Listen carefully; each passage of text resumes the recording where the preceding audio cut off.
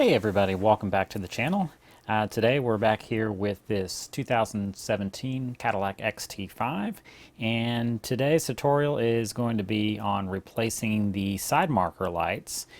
This will also be a useful video if you're just looking to replace the bulbs, but in this case we're actually going to be upgrading the side marker assembly completely to a model with LEDs. So after upgrading the tail lights on this vehicle, I really liked the look that gave the vehicle. I really feel like it tied everything together as far as the black and the red and the silver and everything else. So if you haven't checked out my video on that, I'll leave a link to that above. But now, when I'm looking at the side of the vehicle, something kind of sticks out like a sore thumb, and that's this side marker light. And so not only is this an incandescent light where everything else on the vehicle is LED, but of course it's this amber color, which doesn't really go with the style of the vehicle, in my opinion. I'm sure there's some sort of a rule that says they have to be that way when they're manufactured, but in any case, there are some alternatives out there. All right, so I picked these up off of Amazon, but there are several different listings for them, not only on Amazon, but on eBay and several other third-party sites out there. There's lots of different brands and names for them.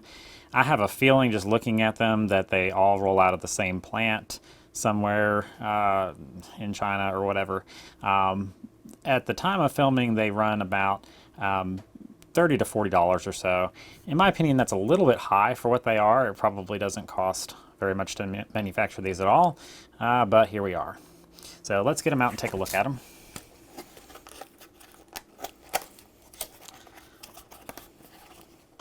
So yeah, not a lot here.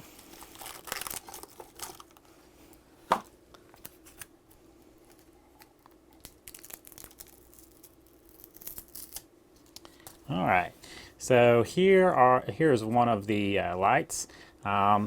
In case you don't know which one goes where, they helpfully have a little R on one and a little L on the other. So these ones are the tinted models. They also come in a silver or clearish color, which would also look pretty good. I just felt these tinted models would really tie in with the other black accents on the vehicle. And so turning them around the back here, you can get an idea of what that looks like. So basically what they've done here is they have manufactured a plug that basically looks like the end of the incandescent bulb. So this is going to plug into the existing socket once we remove the existing assembly. So we'll talk more about that here soon.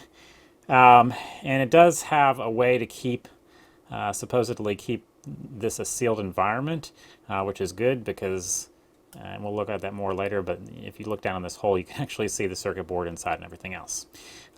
So these are completely LED. There's a strip of LEDs that run the full length of the assembly here, which I think looks pretty cool.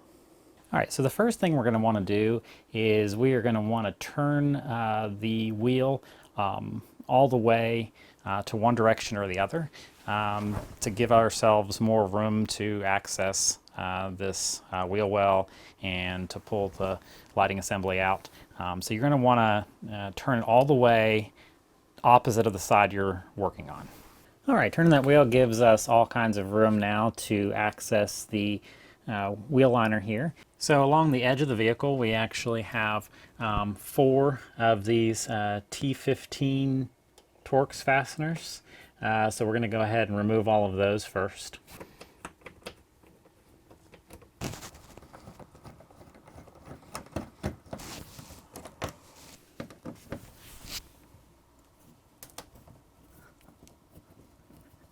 All right, with those fasteners out, if you'll feel up along the top of the wheel arch here, there's a seam where this half of the wheel liner and this half meet. And so if you'll pull your fingers up under that seam, that's going to let you loosen this liner out from behind the body of the vehicle here.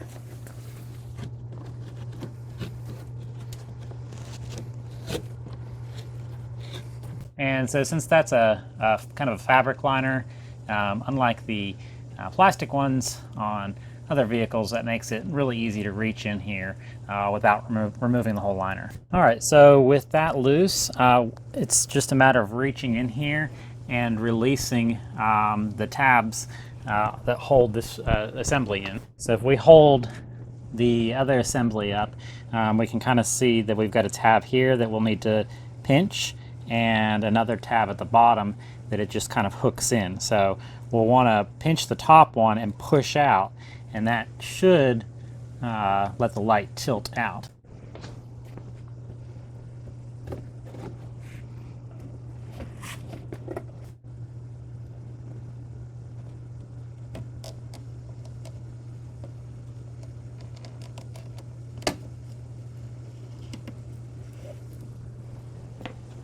And that's it.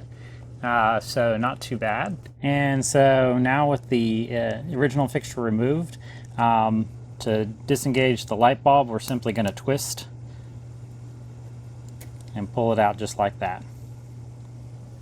So now we can kind of compare the original OEM fixture here, the gray one, to the aftermarket one, and so you can get a better idea of what's going on here.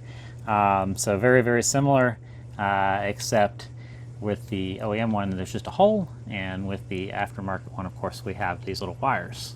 All right, so next we want to go ahead and remove this bulb. Of course, this is also what you would do if you're just simply replacing the bulb. Anytime you're handling these bulbs, it is a good idea to use an old cloth or something. If we were to want to reuse these bulbs, the oils from our skins can get on the glass, and that can shorten the bulb life. The bulb's just going to pull right out.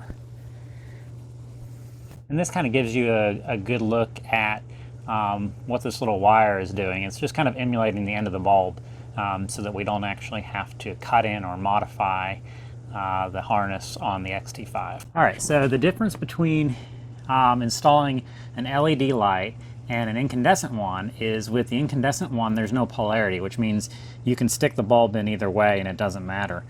With the LED light, there is polarity. Of course, we've got the hot wire with the red and then the black wire.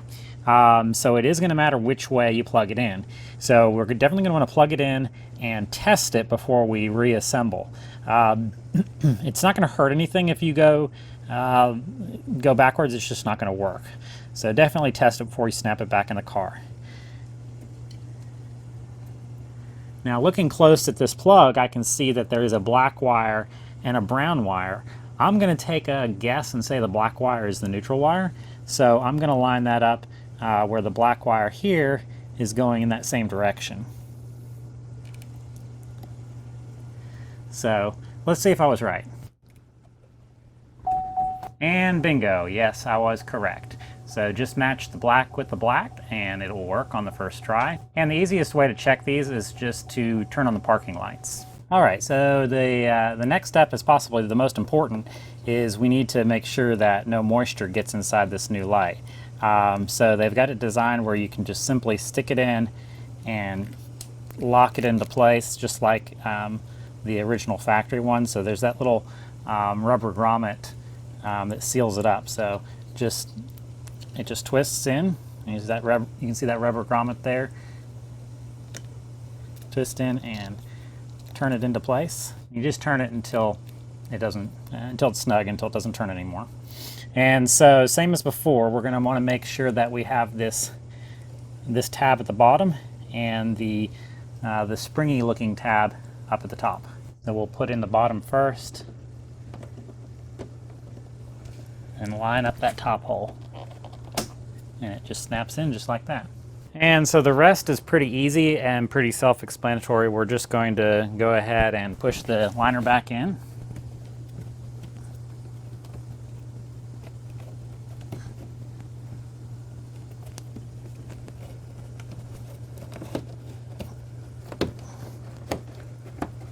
Just make sure you go all the way up to where you started. And then, of course, we'll put in the Torx fasteners.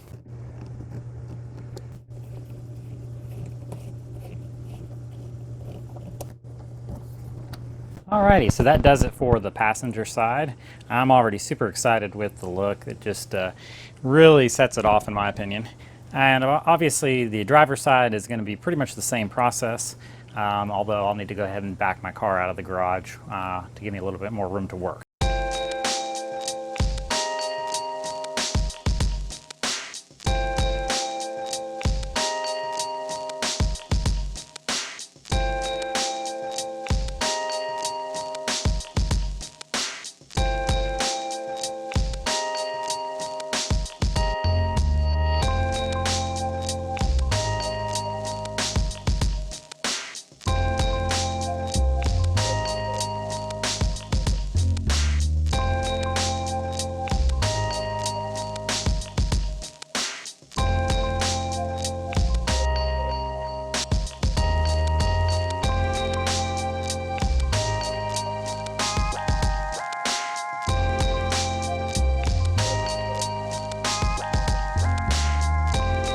Alrighty, that does it for this video. I hope you guys enjoyed it, and I hope you guys will consider subscribing to the channel.